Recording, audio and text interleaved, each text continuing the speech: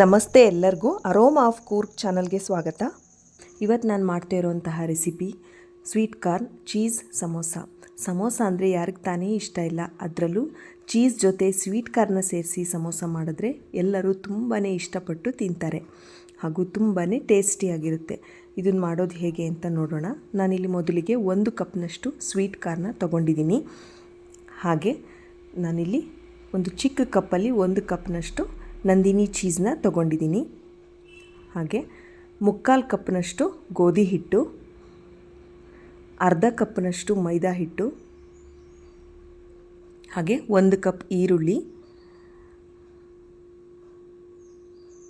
ಸ್ವಲ್ಪ ಉಪ್ಪು, ಕೊತ್ತಂಬರಿ ಸೊಪ್ಪು, ಶುಂಠಿ ಬೆಳ್ಳುಳ್ಳಿ ಪೇಸ್ಟ್, ಹಸಿ ಮೆಣಸಿನಕಾಯಿನ ಸಣ್ಣಗೆ ಹೆಚ್ಚಿಟ್ಕೊಂಡಿದ್ದೀನಿ, ಸ್ವಲ್ಪ ಎಣ್ಣೆ, ಅರ್ಧ ಸ್ಪೂನ್ ಧನಿಯಾ ಪುಡಿ, ಅರ್ಧ ಸ್ಪೂನ್ ಗರಂ ಮಸಾಲ ಹಾಗೂ 1 ಸ್ಪೂನ್ ಅಚ್ಕಾರದ ಪುಡಿನ ತೊಗೊಂಡಿದ್ದೀನಿ. ಇದನ್ನ ಮಾಡೋದು ಹೇಗೆ ಅಂತ ನೋಡೋಣ. ನಾನು ಮೊದಲಿಗೆ ಇಲ್ಲಿ ಒಂದು ಬೌಲ್ಗೆ 1/4 ಕಪ್ನಷ್ಟು ಗೋಧಿ ಹಿಟ್ಟು,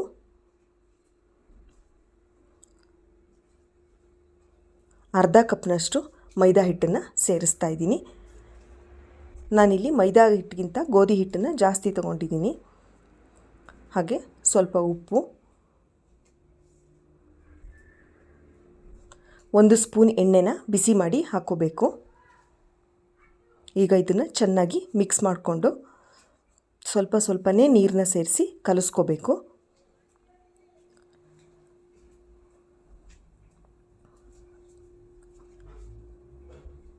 ಚಪಾತಿ ಹಿಟ್ಟಿನ ಹದಕ್ಕೆ ಕಲಿಸ್ಕೊಂಡ್ರೆ ಸಾಕಾಗುತ್ತೆ. ಇದು ಅರ್ಧ ಗಂಟೆ ನೆನಿಬೇಕು. ಇದನ್ನು ಎತ್ತಿಡೋಣ.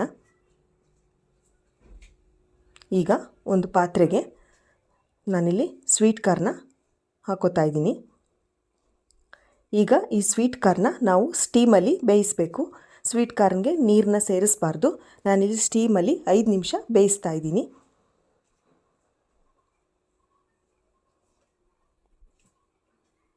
ಈಗ 5 ನಿಮಿಷ ಆಗಿದೆ. ಸ್ವೀಟ್ ಕಾರ್ನ್ ಚೆನ್ನಾಗಿ ಬೆಂದಿದೆ, ಸಾಫ್ಟಾಗಿ ಬೆಂದಿದೆ. ಇಷ್ಟಾದರೆ ಸಾಕು. ಈಗ ನಾನಿಲ್ಲಿ ಒಂದು ಪ್ಯಾನ್ನ ಇಟ್ಕೊಂಡು ಇದಕ್ಕೆ ಎಣ್ಣೆನ ಹಾಕೋತಾ ಇದ್ದೀನಿ. ಈಗ ಇದಕ್ಕೆ ಹೆಚ್ಚಿರುವಂಥ ಹಸಿ ಮೆಣಸಿನಕಾಯಿ,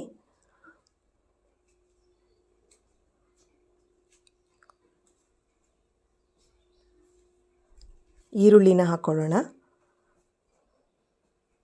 ಈಗ ಇಷ್ಟನ್ನು ಚೆನ್ನಾಗಿ ಮಿಕ್ಸ್ ಮಾಡ್ಕೊಳ್ಳೋಣ. ಈಗ ಇದಕ್ಕೆ ಶುಂಠಿ ಬೆಳ್ಳುಳ್ಳಿ ಪೇಸ್ಟ್ ಈಗ ಫ್ರೈ ಮಾಡಿದ್ಬೇಕು. ಈಗ ಚೆನ್ನಾಗಿ ಫ್ರೈ ಆಗಿದೆ. ಈಗ ಇದಕ್ಕೆ ಗರಂ ಮಸಾಲ,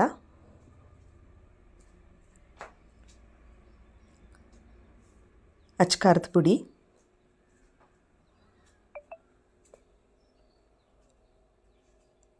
ಹಾಗೆ ಧನಿಯಾ ಪುಡಿನ ಸೇರಿಸ್ತಾ ಇದ್ದೀನಿ. ಈಗ ಇಷ್ಟನ್ನು ಚೆನ್ನಾಗಿ ಮಿಕ್ಸ್ ಮಾಡ್ಕೊಳ್ಳೋಣ. ಈಗ ಸ್ಟವ್ನ ಆಫ್ ಮಾಡಿಕೊಂಡು ನಾನು ಇದಕ್ಕೆ ಸ್ವೀಟ್ ಕಾರ್ನ ಸೇರಿಸ್ತಾ ಇದ್ದೀನಿ. ಇದನ್ನು ಚೆನ್ನಾಗಿ ಮಿಕ್ಸ್ ಮಾಡ್ಕೊಳ್ಳೋಣ. ಈಗ ಇದಕ್ಕೆ ಉಪ್ಪನ್ನು ಸೇರಿಸ್ತಾ ಇದ್ದೀನಿ.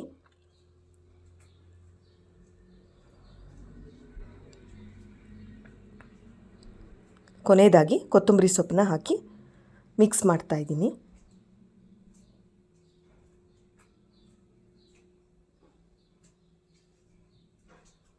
ಈಗ ಇದು ತಣ್ಣಗಾಗೋಕ್ಕೆ ಬಿಟ್ಬಿಡೋಣ.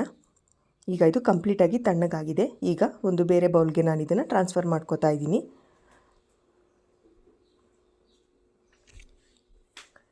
ಈಗ ಇದಕ್ಕೆ ತುರಿದಿಟ್ಕೊಂಡಿದ್ದಂತಹ ನಾನು ನಂದಿನಿ ಚೀಸ್ನ ಇಲ್ಲಿ ಯೂಸ್ ಮಾಡ್ತಾ ಇದ್ದೀನಿ. ತುರಿದಿಟ್ಕೊಂಡಿದ್ದಂತಹ ಚೀಸ್ನ ಇದಕ್ಕೆ ಸೇರಿಸ್ಕೊಳ್ಳೋಣ.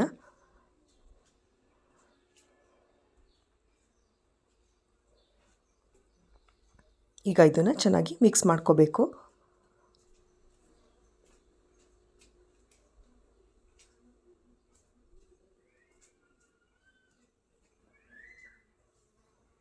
ಈಗ ನಾನಿಲ್ಲಿ ಮೈದಾ ಪೇಸ್ಟ್ನ ಮಾಡ್ಕೊತಾ ಇದ್ದೀನಿ. ನಾನಿಲ್ಲಿ 1 ಸ್ಪೂನಷ್ಟು ಮೈದಾ ಹಿಟ್ಟು ತೊಗೊಂಡಿದ್ದೀನಿ. ಇದಕ್ಕೆ ಸ್ವಲ್ಪ ನೀರನ್ನ ಸೇರಿಸಿ ಚೆನ್ನಾಗಿ ಮಿಕ್ಸ್ ಮಾಡಿಕೊಂಡು ಪೇಸ್ಟ್ ಥರ ಮಾಡ್ಕೋಬೇಕಾಗುತ್ತೆ.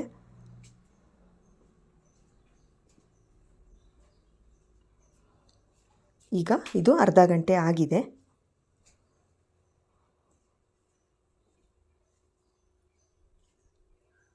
ಈಗ ಹಿಟ್ಟನ್ನು ಲಟ್ಟಿಸ್ಕೊಳ್ಳೋಣ. ನಾನಿಲ್ಲಿ ಚಪಾತಿ ಶೇಪಲ್ಲಿ ಇದನ್ನು ಲಟ್ಟಿಸ್ಕೊತಾ ಇದ್ದೀನಿ.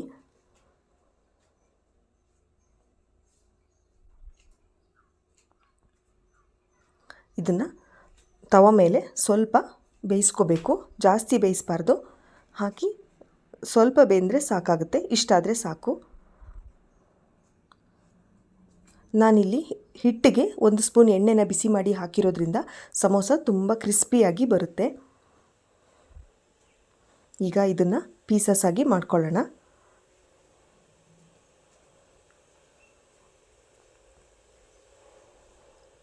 ನಾನಿಲ್ಲಿ ಟ್ರಯಾಂಗಲ್ ಶೇಪಲ್ಲಿ ಇದನ್ನು ಮಾಡ್ಕೊಂಡಿದ್ದೀನಿ.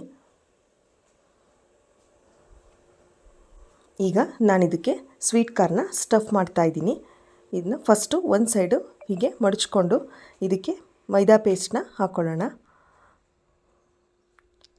ನೆಕ್ಸ್ಟು ಇನ್ನೊಂದು ಸೈಡನ್ನ ಫೋಲ್ಡ್ ಮಾಡ್ಕೊಬೇಕು.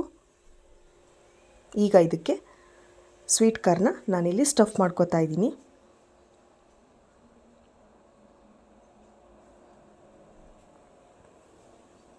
ಇದಕ್ಕೆ ಮತ್ತೆ ಮೈದಾ ಪೇಸ್ಟ್ನ ಹಾಕಬೇಕು.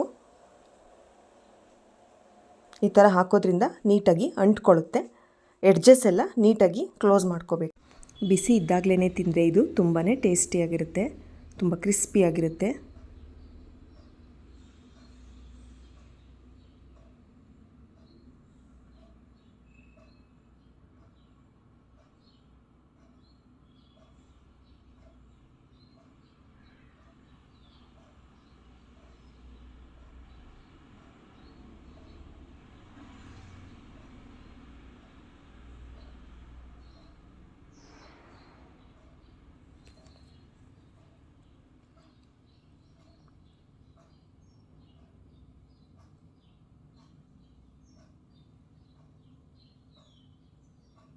ಈಗ ಎಣ್ಣೆನ ಬಿಸಿ ಇಟ್ಕೊಂಡು ಇದಕ್ಕೆ ಸಮೋಸ ಎಲ್ಲ ಹಾಕಿ ನೀಟಾಗಿ ಫ್ರೈ ಮಾಡ್ಕೊಳ್ಳೋಣ. ತುಂಬ ಲೋ ಫ್ಲೇಮ್ ಇರಲಿ, ನಿಧಾನಕ್ಕೆ ಲೋ ಫ್ಲೇಮ್ನಲ್ಲೇ ಬೇಯಿಸಬೇಕು. ನೀವು ಫ್ಲೇಮ್ ಜಾಸ್ತಿ ಇಟ್ಕೊಂಡ್ರೆ ಬೇಗ ಬೆಂದುಬಿಡುತ್ತೆ, ಆದರೆ ಕ್ರಿಸ್ಪಿಯಾಗಿ ಬರಲ್ಲ.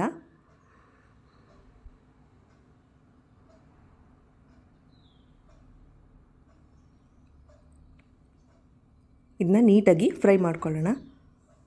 ಈಗ ಸಮೋಸ ಎಲ್ಲ ನೀಟಾಗಿ ಫ್ರೈ ಆಗಿದೆ. ಈಗ ಇದನ್ನೆಲ್ಲ ಎತ್ತಿಟ್ಕೊಳ್ಳೋಣ.